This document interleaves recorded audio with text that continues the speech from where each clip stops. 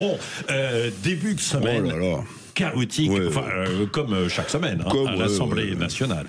Et la discussion budgétaire qui recommence, mais dans une confusion délirante. Folle. Écoutez, Patrick, vous connaissez peut-être l'expression populaire, la cour du roi Péto, vous savez, qui a donné naissance au mot pétaudière.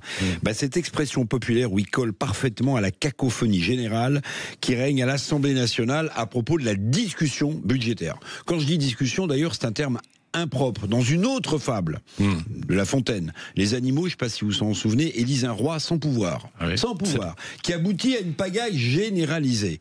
Macron, on le sait, n'a plus de pouvoir, et Lecornu laisse le Parti socialiste gouverner les tendances lourdes budgétaires, alors que ce parti n'est pas au pouvoir. Le couple exécutif est débordé, piétiné par la pétaudière budgétaire. Et du coup, la confusion règne et le budget de Sébastien Lecornu semble s'enliser. Mais attendez, oui, confusion totale. Deux mots, c'est les deux mamelles politiques de ce pauvre et cher pays en ce moment. Les Français assistent au spectacle, ils sont médusés. Les entreprises sont au fond du trou. Et les investisseurs étrangers affolés constatent le fiasco.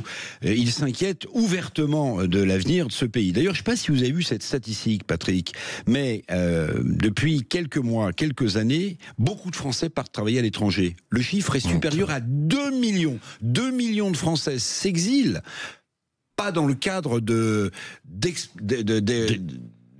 gens qui partent avec des entreprises. Ils s'exilent pour des raisons de travail et pour des raisons fiscales. Ça, c'est un signe. La pétaudière budgétaire actuelle qui s'installe à l'Assemblée nationale renforce cette confusion. L'anarchie et le désordre règnent en maître en ce moment. Alors, on va se le dire, la plupart des députés tirent la couverture à eux sans que personne ne commande plus rien vraiment. Le regard vide d'ailleurs, je les voyais des ministres sur le banc du gouvernement, le regard vide des ministres en dit long sur l'état de sidération collectif. Il y a des amendements dans tous les sens, Le Premier ministre lui-même, je ne sais pas si vous avez vu dans une interview Parisien, dit « Je m'attends à n'importe quel moment à être renversé, moi et mon gouvernement ». On en est là à l'Assemblée nationale.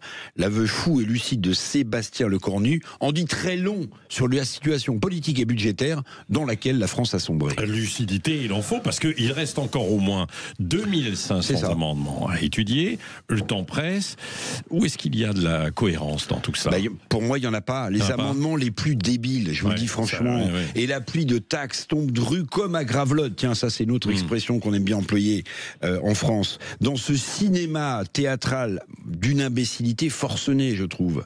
Beaucoup de députés s'accrochent en réalité à leur siège. Et puis, dans une sorte d'exubérance politique exacerbée, ces députés éructent bruyamment pour être audibles pour leurs électeurs particuliers, Le sort du pays, finalement, leur importe peu. Ils veulent juste placer le maximum de chances pour une réélection en cas de nouvelle dissolution. Mais au fait, dans cette pétaudière ambiante, que restera-t-il de la copie budgétaire du départ ? Peu de réduction de dépenses publiques ou plus d'impôts, on n'en sait rien du tout. Par exemple, le dégel annoncé des retraites et des prestations sociales. Si on dégèle, comme l'a dit Sébastien Lecornu, il faudra bien trouver des économies ailleurs. Or, ce gel des prestations sociales et des retraites devait rapporter 7 milliards d'euros au budget. Si on dégèle, il y a un trou supplémentaire. Lorsque le n'importe quoi budgétaire est au pouvoir, la crise de régime se rapproche. Le pire n'est jamais certain, explique une autre expression populaire. Le pire se rapproche pourtant, lui aussi.